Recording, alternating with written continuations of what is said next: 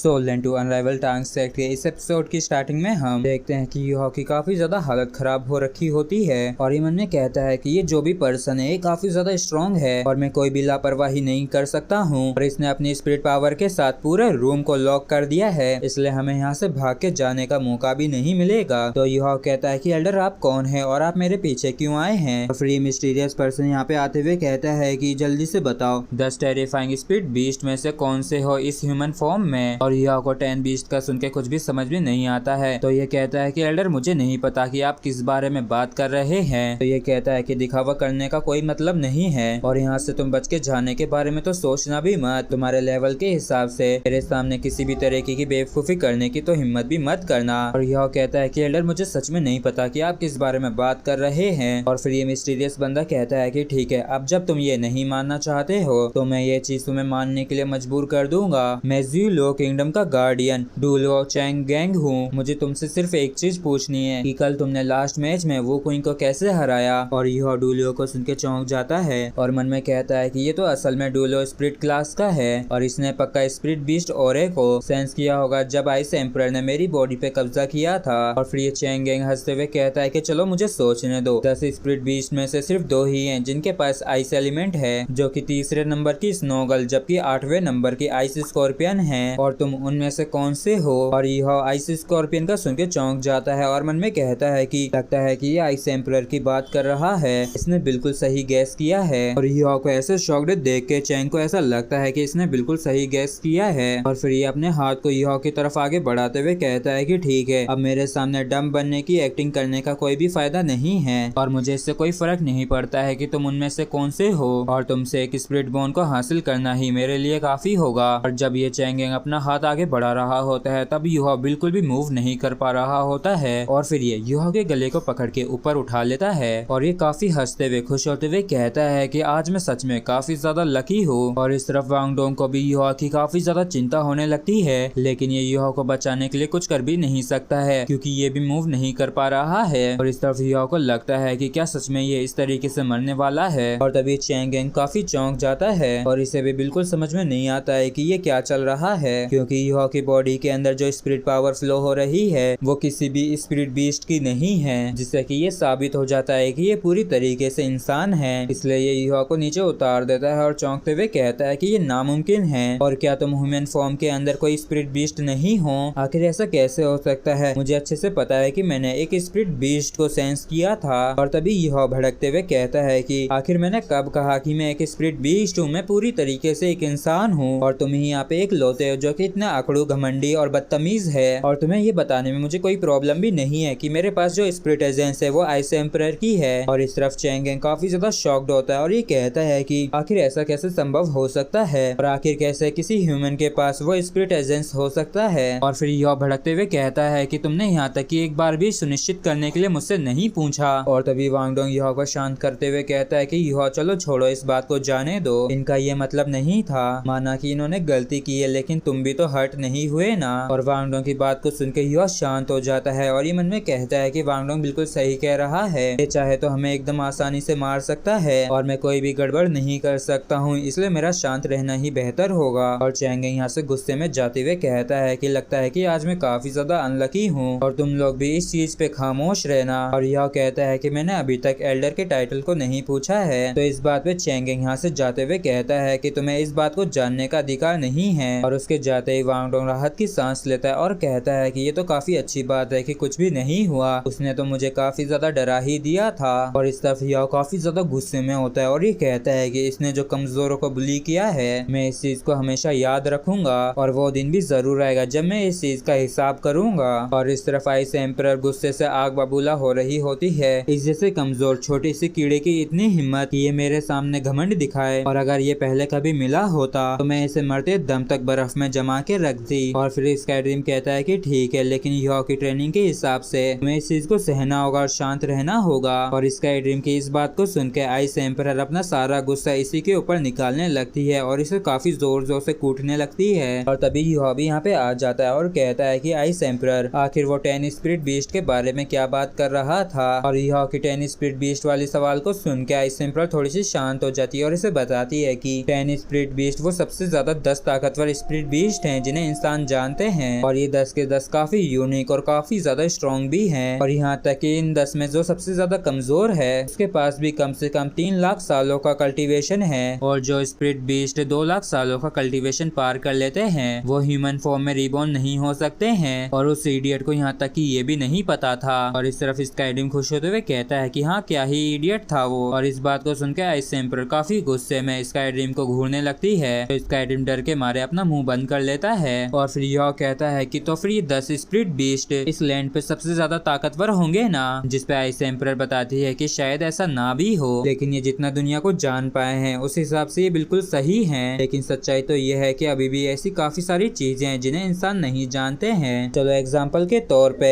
Ocean spirit beast encyclopedia को ही ले लेते हैं। उसमें सभी ओशन टाइप स्पिरिट बीस्ट हैं जो कि इस कॉन्टिनेंट के अंदर पाए गए हैं। लेकिन इंसानों की जानने की भी एक लिमिट है, क्योंकि ये ओशन की एक्सट्रीम डेप्थ को एक्सप्लोर नहीं कर सकते हैं। इसलिए टॉप 10 स्पिरिट बीस्ट में एक भी ओशन स्पिरिट बीस्ट नहीं है। और यह खुश होते हुए कहता है कि ये 10 स्पिरिट बीस्ट तो काफी ज्यादा स्पेशल हैं, और आइस एम्परर आप तो इस पे नंबर 8 पे हैं, और मैं नहीं जानता था कि आप इतनी ज्यादा फेमस और अमेजिंग होंगी। और यह की इस बात को सुनकर आइस एम्परर थोड़ी सी ब्लश करते हुए कहती है कि ये बस लोली ह्यूमंस के द्वारा दी गई रैंकिंग्स हैं, और यहाँ तक कि अगर तुम ये चीज भी कहते हो तब भी मुझे इससे बिल्कुल भी खुशी नहीं होती है। और आप जल्दी से ब्रेक थ्रू करके लेवल 30 पे पहुंचो, जिससे कि तुम मेरी और भी ज्यादा पावर को यूज कर सकोगे। और तभी स्काईड्रीम काफी खुश होते हुए कहता है कि सच्चाई तो यह है कि बिंग बिंग अंदर ही अंदर काफी ज्यादा खुश है। और इस चीज को सुनकर आइस एम्परर इसे वापस से पीटते हुए मुंह बंद करने के लिए कहती है। और तभी यहाँ पे इलाई केशी आ जाता है और वो युहा से कहता है कि जल्द से जल्द तुम उस ब्लेड को हासिल करो, उससे तुम्हें काफी बड़ी मदद मिलेगी और वो मेरे लिए भी काफी बेहतर होगा। और आज सुबह जो हुआ था युहा और वांग डोंग इस चीज को किसी को भी नहीं बताते हैं, और ये इस एम्बेरेसिंग मूवमेंट को अपने आप तक ही सीमित रखते हैं। और फिर हमें जिंगलो सिटी का बाहरी इलाका दिखाया जाता है, और तभी हम इस आउट एरिया में किसी जगह पे काफी एनर्जी रिलीज होते हुए देखते हैं, जहाँ पे कोई कहता है कि एक डूरो के रूप में तुम्हारी हिम्मत कैसे हुई इतनी घमंड दिखाने की, और तुमने अपने लालच के चलते 2 बच्चों को नुकसान पहुंचाने की भी हिम्मत की, और तुमने ऐसा करके सभी डोरुओं को शर्मिंदा कर दिया है। और ऐसा दिखाई पड़ता है कि तुमने उन्हें बिल्कुल भी नुकसान नहीं पहुंचाया है, इसलिए मैं तुम्हें सिर्फ एक सबक सिखा के छोड़ रहा हूँ। और तभी हम एक बंदे को देखते हैं जिसकी हालत काफी खराब हो रखी होती है, और इसे देख के ऐसा लगता है कि जैसे इसे किसी ने पटक पटक के मारा है। और ये बंदा और कोई नहीं जिंगलो किंगडम का गार्डियन डूलो चेंगांग होता है, जो कि काफी रो रहा होता है। और इससे ये दूसरा बंदा कहता है कि तुम अपने आप को 100 थप्पड़ मारो, जिससे कि हिसाब बराबर हो जाएगा। और फिर चेंगांग अपने थप्पड़ मार के अपने आप को ही काफी ज्यादा सुझा लेता है, और ये रोते हुए डरते हुए घबराते हुए मन में कहता है कि इस ओल्ड मैन की स्ट्रेंथ काफी ज्यादा डरावनी है। और ये कहता है कि एल्डर आप तो एक हाई लेवल के डूलो हैं, जिसपे ये ओल्ड मैन मना कर देता है। तो चेंगांग कहता है कि तो फिर एल्डर क्या आप अपना मुझे टाइटल बता सकते हैं। और इस तरफ ये ओल्ड मैन लेग पीस खाते हुए कहता है कि उन बच्चों के प्रति तुम्हारा रेस्पॉन्स क्या था, मेरा टाइटल जानने का तुम्हारे पास कोई भी हक नहीं है। और ये ओल्ड मैन और कोई नहीं जुआन लुओ होते हैं, और ये कहते हैं कि तुमने मेरे लोगों को नुकसान पहुंचाने की हिम्मत की है, लगता है कि तुम जीना नहीं चाहते हो। और ये चीज वांग डोंग और युहा को संतुष्ट कर देगी। और इतना कहके जुआन लाओ यहाँ से चले जाते हैं। इस चीज से हमें पता चलता है कि जुआन लाओ अंधेरे में रह के हमेशा बच्चों को प्रोटेक्ट करते हैं, और यहाँ तक कि आज भी ये उन्हें प्रोटेक्ट ही कर रहे हैं। और ये काफी अच्छी बात है कि चांगांग ने उन बच्चों को कुछ भी नहीं किया, नहीं तो ये मैटर इतनी आसानी से खत्म नहीं होता।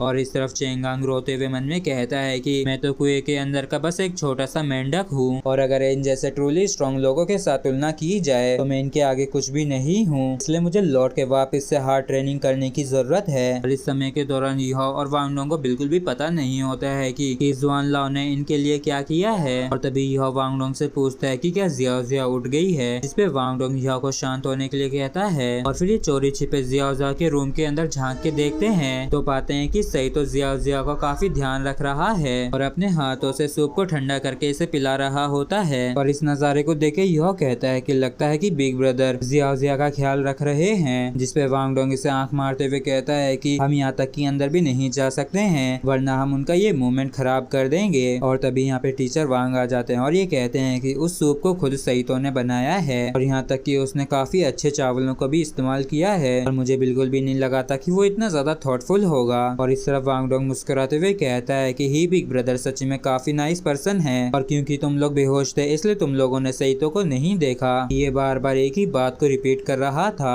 अब से कभी भी मेरी खातिर अपने आप को इंजर मत करना, बल्कि अब से मैं तुम्हें हमेशा प्रोटेक्ट करूंगा। और चलो आप अपन चलते हैं, जिया का ख्याल सही तो रख लेगा और तुम लोग भी उन्हें डिस्टर्ब नहीं करना चाहते होगे ना, इसलिए तुम दोनों मेरे साथ चलो, मुझे तुम लोगों से कुछ बात करनी है। और टीचर वांग के इरादों को देख के इन दोनों के भी पसीने छूट जाते हैं और फिर टीचर वांग इन दोनों को अपने रूम में ले आते हैं और कहते हैं कि यह तुमने जो लास्ट नाइट आखिरी की 2 स्पिरिट एबिलिटीज यूज की थी और उसमें से पहली तो तुम्हारी स्पिरिट बोर्न एबिलिटी थी और तुम्हारी एबिलिटीज के हिसाब से इतनी ज्यादा फोर्स को बाहर निकालना नामुमकिन है, खासकर वो आखिरी वाली जहाँ पे तुमने वुकुइंग को फिनिश किया था। वो ऑरा और वो एक्सप्लोसिव पावर काफी स्ट्रॉन्ग थी। क्या तुम इस चीज को एक्सप्लेन कर सकते हो कि तुमने ऐसा कैसे किया? और वांग डोंग तुमने तो अपने सेकंड स्पिरिट एसेंस को तो छिपा के रखा था, और क्या तुम जानते हो इस चीज को कौन सी बात ज्यादा सस्पिशियस बनाती है? जब तुमने शांगवान की मेंटल एबिलिटी को मुंह तोड़ जवाब दिया था, इसकी वजह से उसे काफी बड़े बैकलैश से सफर करना पड़ा और इस चीज के चलते उसने लड़ने की इच्छा और चाहत दोनों को ही खो दिया। और टीचर वांग के इन सवालों को सुन के यूहा और वांग डोंग ये दोनों ही अपना मुंह बंद करके बस मुस्कुरा रहे होते हैं और मन में कहते हैं कि टीचर वांग यान का ऑब्जर्वेशन तो सच में काफी पावरफुल है और ऐसा महसूस हो रहा है जैसे कि इन्होंने सब कुछ देखा हो और इनके सारे सवाल एकदम पॉइंट पे हैं। फिर टीचर वांग हंसते हुए खुश होते हुए कहते हैं कि चलो ठीक है, मैं तुम लोगों को और परेशान नहीं करता हूँ, यहाँ पे हर किसी के ही अपने अपने सीक्रेट्स होते हैं, इसलिए तुम्हें मुझे आंसर करने की कोई जरूरत नहीं है और मैं तुम्हारे सीक्रेट को सीक्रेट ही बना रहने देता हूँ। लेकिन अगर तुम लोग कभी किसी मुश्किल में पड़ते हो तो तुम दोनों मेरे पास आ सकते हो और सच में तुम लोग तो ब्लेस्ड हो और शायद फ्यूचर में तुम लोगों को काफी हैवी रिस्पॉन्सिबिलिटीज को भी उठाना पड़े, इसलिए तुम्हें काफी कड़ी मेहनत करनी होगी और हेवंस ने जो तुम लोगों को दिया है उसे बर्बाद मत होने देना। जिस पर वांग डोंग और यह हाँ करते हैं और यह कहता है कि टीचर वांग मेरे पास एक सवाल है, मुझे अच्छे से याद है कि आपने कहा था कि स्पिरिट फ्यूजन हजारों में एक बार होता है और मैं और वांग डोंग हम दोनों के पास ही 2 स्पिरिट एजेंट्स हैं, तो फिर हम कैसे इसे कंबाइन कर पाए? और फिर वांग डोंग कहता है कि हाँ ये एक चमत्कार है और यहाँ तक कि मैं खुद भी तुमसे काफी ज्यादा अचंभित हुआ। टीचर वांग कहते हैं कि तुम्हारा ये क्वेश्चन काफी बढ़िया है और ये पूरे स्पिरिट वर्ल्ड के अंदर एक काफी बड़ी मिस्ट्री है। मैंने हमारे स्कूल की सभी हिस्ट्री बुक्स के अंदर देखा और मुझे जो रिजल्ट मिला वो ये है कि मुझे भी नहीं पता। और इस चीज को सुन के वांग डोंग और याओ के पैरों तलों से जमीन खिसक जाती है और फिर टीचर वांग कहते हैं कि इस चीज का कुछ भी नहीं किया जा सकता है क्योंकि ऐसा इतिहास में कभी भी नहीं हुआ,